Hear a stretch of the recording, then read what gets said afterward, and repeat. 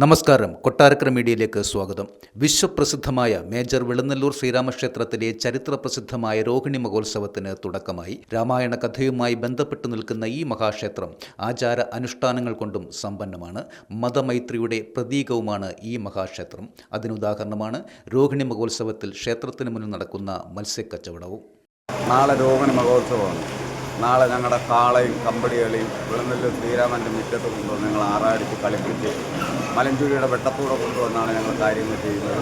തൊഴുത് ഞങ്ങളുടെ ആചാരങ്ങൾ അമ്പലത്തിൻ്റെ മുറ്റത്തെല്ലാം ചെയ്ത് ഞങ്ങളുടെ പൊങ്കാല കാണിച്ചു വെച്ച് ഞങ്ങളങ്ങനെ പൊങ്കാല കഴിഞ്ഞായിരുന്നു. പൊങ്കാലയൊക്കെ കഴിഞ്ഞ് ഇന്ന് രാവിലെ ആയിരുന്നു. നാളെയാണ് രോഹിണി തുടങ്ങുന്നത്. നാളെ രോഹിണി എത്ര മണിയോട് തുടങ്ങും? രാവിലെ 9 മണിക്കാണ് ഞങ്ങളുടെ ആചാരങ്ങളെല്ലാം. ബാക്കി മീൻ കച്ചവടവും കാര്യങ്ങളും എല്ലാം ഉണ്ട്. അത് ആചാരങ്ങളാണ്. തൊട്ടുതണ്ടലെന്ന് പറയും. അതാ വിളനല്ലൂർ അമ്പലത്തിൻ്റെ ഭാഗ്യങ്ങൾ. എത്ര വർഷം കൊണ്ട് ഇവിടുത്തെ കാര്യങ്ങൾ അറിയാം? ഇത് ഒരു 10-40 വർഷം കൊണ്ട് അറിയാം.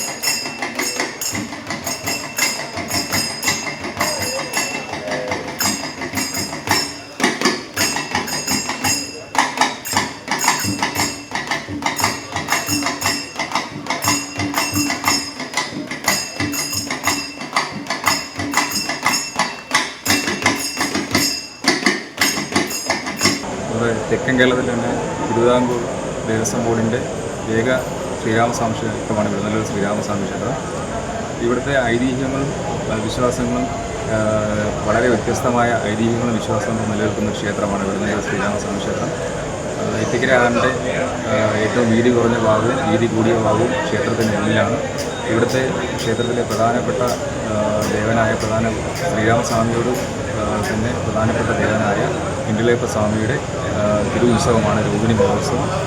രോഹിണി മഹോത്സവം എന്ന് പറഞ്ഞാൽ മതമൈത്രിയുടെ ഉത്സവമാണ്. ഈ പ്രദേശത്തുള്ള എല്ലാ ജാതി മത വിഭാഗങ്ങൾക്കും തുല്യ പ്രാധാന്യം നൽകിക്കൊണ്ട് നടത്തുന്ന ഉത്സവമാണ് ഈ രോഹിണി മഹോത്സവം. ഇന്ന് രാവിലെ ഭരണി നാളിൽ മലഞ്ചേരി ക്ഷേത്രത്തിൻ്റെ മുന്നിലുള്ള മലഞ്ചേരി പാറയിൽ വേടർ സമുദായത്തിൻ്റെ പൊങ്കാലയോട് കൂടിയാണ്. അത് വേടർ സമുദായത്തിലെ പുരുഷന്മാർ നടത്തുന്ന പൊങ്കാലയാണ്. അതോടുകൂടിയാണ് ഉത്സവത്തിൻ്റെ തുടക്കം തന്നെ.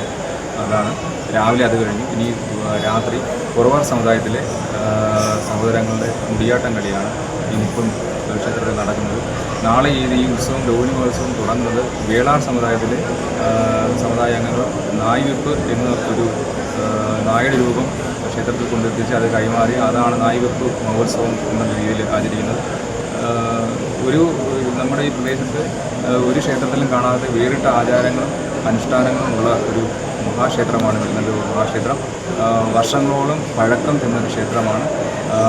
നാളെ രാവിലെ പ്രസിദ്ധമായ മത്സ്യക്കച്ചവടം മുസ്ലിം സഹോദരങ്ങളാണ് മത്സ്യക്കച്ചവടം. അവർക്ക് നാളെ ക്ഷേത്രത്തിൽ പ്രവേശിക്കാനും അവർക്ക് ഈ കച്ചവടം നടത്താനുമുള്ള അധികാരമുണ്ട്. അവർ അത് വളരെ ആവേശത്തോടു കൂടിയാണ് അത് ചെയ്യുന്നത്. 2000 വർഷത്തെ പാരമ്പര്യമുള്ള ഒരു ചടങ്ങാണ് ഇവിടെ നടക്കുന്നത്. ക്ഷേത്രപ്രവേശന വിളംബരത്തിന് മുമ്പ് തന്നെ നാനാജാതി വിഭാഗങ്ങൾക്കും ഈ ദിവസങ്ങൾ ക്ഷേത്രത്തിൽ പ്രവേശിക്കാനും ഭഗവാനെ ദർശനം നടത്താനും ഉള്ള തിരുവിതാംകൂറിലെ ഏക ക്ഷേത്രമായിരുന്നു എന്നാണ് അറിയപ്പെടുന്നത്. അത്രയ്ക്കും മഹത്വമാണ്. മത്സ്യച്ചന്ത മുസ്ലിങ്ങളുടെയും ഹിന്ദുക്കളുടെയും മതസൗഹാർദ്ദത്തിന് ഊട്ടിയുറപ്പിക്കുന്നതാണ്. അത് തന്നെ 10,000 വർഷങ്ങളായി നടക്കുന്നുണ്ട്. രാമായണ കഥകളുമായി നിരവധി അഭേദ്യ ബന്ധങ്ങളുള്ളൊരു ക്ഷേത്രമാണ് ഈ ക്ഷേത്രം. ബാലിക്ക് മോക്ഷം കൂടെ കിട്ടിയത് ഇവിടെയാണെന്നാണ് സങ്കല്പം. ഞങ്ങൾ നാട്ടുകാരുടെ വിശ്വാസവും അങ്ങനെയാണ്. ശ്രീരാമൻ്റെ ഭാവവും അങ്ങനെ തന്നെയാണ്. ബാലിക്ക് മോക്ഷം കൊടുക്കുന്നതായിട്ടാണ്. നാളെ വൈകിട്ട് നായിവെപ്പ് മഹോത്സവവും വേളാർ സമുദായമൊക്കെ ഉണ്ട്. അത് ഇണ്ടിളയപ്പ സ്വാമിക്ക് നായയുടെ രൂപം വെച്ച് ഇണ്ടിളയപ്പ സ്വാമിക്ക് സമർപ്പിക്കുന്നതാണ് ആ ചടങ്ങ്.